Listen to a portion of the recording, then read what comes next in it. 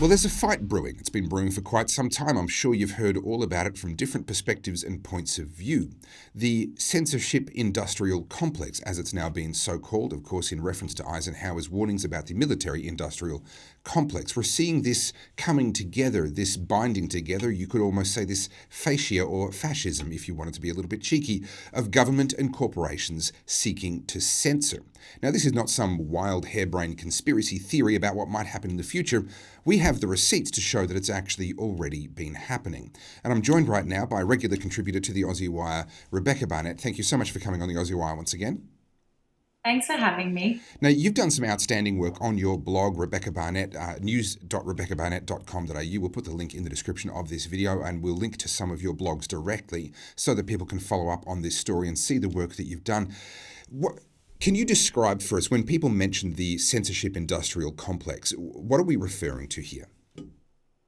Yeah, well, it's essentially the partnership of the digital platforms and so like the social media platforms, YouTube, Facebook, Twitter, and so on, and government agencies and departments, essentially. And it is looking at the way that they work together to censor otherwise valid speech, usually of just ordinary Australians or of people who are expressing ideas that are counter to an official position on something. So we've seen a lot of it in COVID, obviously, but it doesn't just happen on COVID. Now, when you say obviously, we've seen a lot of it in COVID, obviously. There are those out there who would still insist that this is just a wild conspiracy theory. Why do we know? How do we know that this has actually been happening? Yeah, so you might have heard of the Twitter files. This is Elon Musk opened the internal files of Twitter to a bunch of journalists, and they found many examples of government collaborating actually with think tanks. Also, think tanks do play a central role in this. And in this case, Twitter, and all coordinating to censor, like I said, valid speech over and over again. And so Alex Antic, a senator in the Liberal Party, was watching all of this and wondered, I wonder if that happened in Australia. So he lodged a Freedom of Information request. And what he found in the documents that were released was that, in fact, it was happening in Australia. The Department of Home Affairs, which normally handles things like counter-terrorism, was monitoring the online speech of Australians in relation specifically to COVID and flagging posts for social media platforms to please take down or restrict. And they did this over 4,000 posts during the pandemic. And these posts included, things that were true. They included memes. I think you've got a picture of I do a meme with Dan Andrews wearing a mask. This post of Dan Andrews wearing a mask was flagged by the government, the Australian government. It's a little bit hard to read. Let me explain what's going on here. What we have on the left of the picture is the warning, the threat or the explanation from the social media platform of why we've pulled this down. It's medical misinformation. On the mask, it says, "This mask is as useless as me." Now, there's two points I want to make here. Number one, we actually have studies showing that masks are mostly useless from a infection control point of view, especially outdoors. As soon as you're outdoors, forget about it. But even indoors, there are only particular environments where masks make a statistically significant difference to the transmission of viruses between ordinary people. And also, this is the statement of a political perspective. And we have in Australia, under our Constitution, our High Court has found an implied right to freedom of political communication. And so this particular example I really like, and you bring it out in your blogs that I'll link to in the description of this video. But I like this one because there actually they may have actually broken the law by censoring legitimate political opinion under the guise of censoring medical misinformation. Yeah, it's really concerning. And then we've got the ACMA bill, which I know you've talked about on this show before.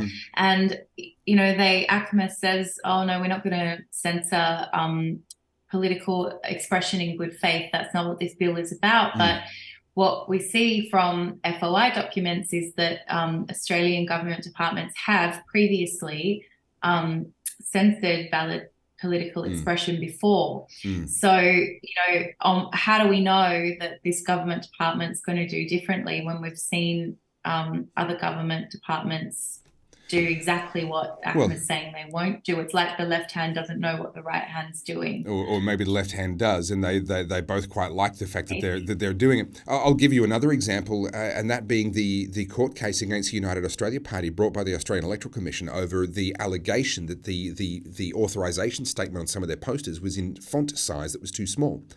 And they literally took them to court, and the court immediately threw the case out. It was the most ridiculous, frivolous case.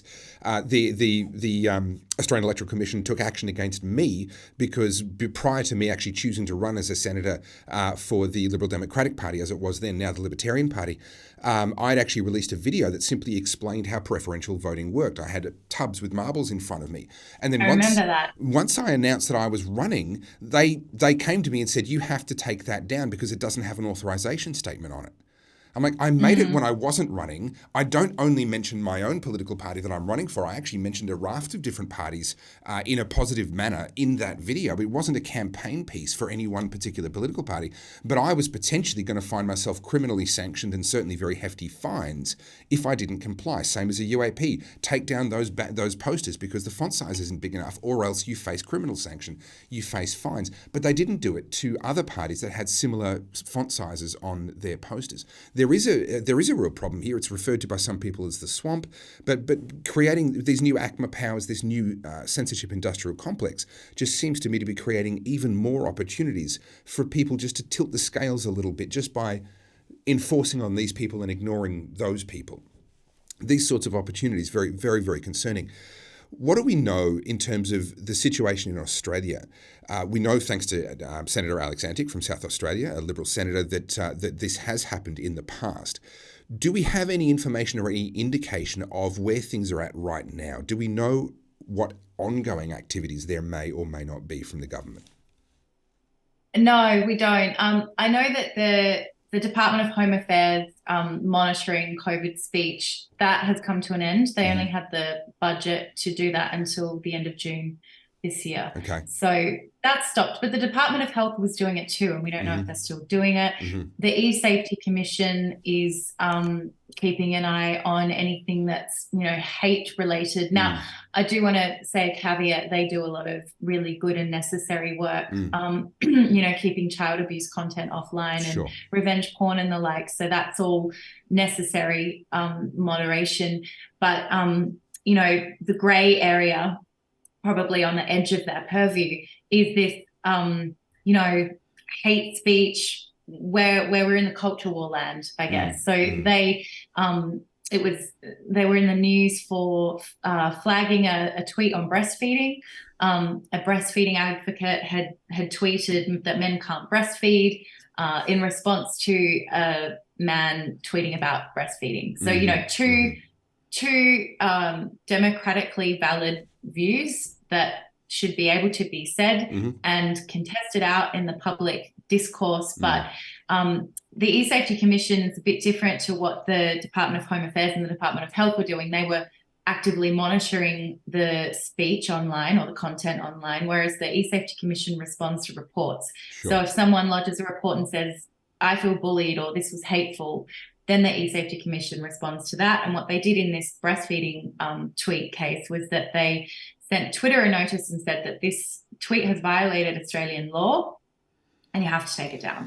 And so, of course, Twitter did. Wow. So the ACMA bill is really raising the stakes in that regard. So if the government then says, you're letting too many tweets through that violate, our standards, because ACMA will actually devise the standards. That's something that, needs to be understood too. Like, this isn't about ACMA ensuring that the platforms comply with the law. This is ACMA ensuring that the platforms comply with standards that they themselves are going to develop regarding what can and can't be said on platforms. And so that particular bill, which is, I know there's public submissions open at the moment. If people want to have a say about this, they close on the 20th of August. But that particular bill will give ACMA more power to put the screws on platforms to make sure that they are preemptively taking down content that the government might not think they want up there. Well, it's interesting. We're giving these bodies the power to play judge, jury, and executioner. The idea that a bureaucracy can turn around to someone like Twitter and say, that tweet has violated Australian law.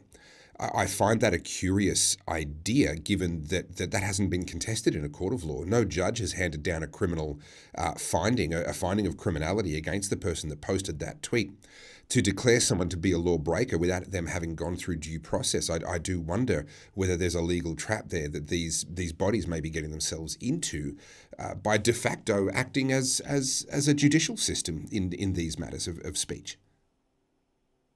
Yeah, I think it's in the grey areas that we have the difficulty. So anything to do with hate or harm that's hard to measure, like the ACMA bill talks about harm to the environment or harm to the electoral system, or you know, even to the public order, which, you know, that raises concerns about Very much so. political speech.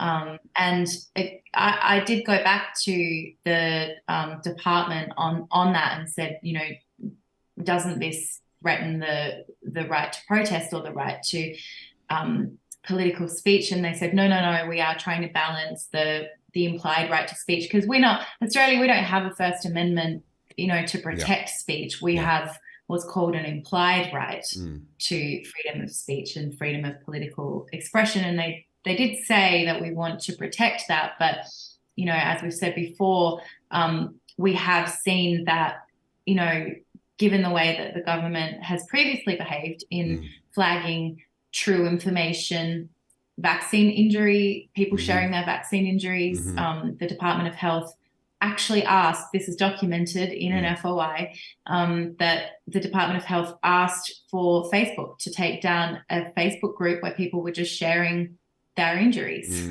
with each other. So, you know, given that we've seen that to date, it doesn't provide a lot of reassurance that when ACMA says, no, we won't be doing that though. You know, also you've got to note that what happened in Melbourne, which you were present for, you know, our governments say, oh no, we're not going to clamp down on your right to your political expression, but all it takes is a virus and suddenly that's nixed, isn't it? Yeah, every time we give the government power, we have to ask ourselves whether you would still think this was a good idea if the person you hate the most in the world was the Prime Minister or the Premier. You know, I play this game quite a lot when at a federal level, who gets to be the Prime Minister changes.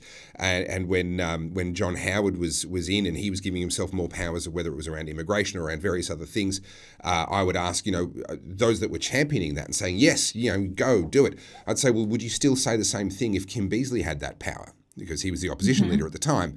And of course, I'd say, oh, no, Kim's a rat bag. He's okay, but he's going to sooner or later, John Howard's not going to be the Prime Minister anymore. You know, right now, people that are cheering on the Albanese government, would you feel the same way about those powers if they were in the hands of Peter Dutton? And of course, you know, we know that the left of politics love to portray Peter Dutton as this incredibly dark kind of soul. Well, why are you giving the government more power, given that he could very well end up being the one that wields that power? It's quite an extraordinary thing to see. And as you rightly point out, I was on the receiving end of that. I'm still fighting my way through the courts and fighting criminal charges because they abused powers that they were given to fight terrorism, and they repurposed those to suppress my freedom of political speech. So I think you raised some very serious concerns there. And Rebekah, thank you. I urge everyone watching this, please do click the links that are in the description of this video. Head over to Rebekah's blog. She's covered this in so much more detail than we could possibly hope to include in just a short segment like this. So have a read of her blogs and support her journalism. It is truly outstanding work. Rebekah, thank you so much for coming back on the Aussie Wire. Thank you very much. And I hope people can make a submission. There's just a little bit of closing time very soon. Closing very, very soon.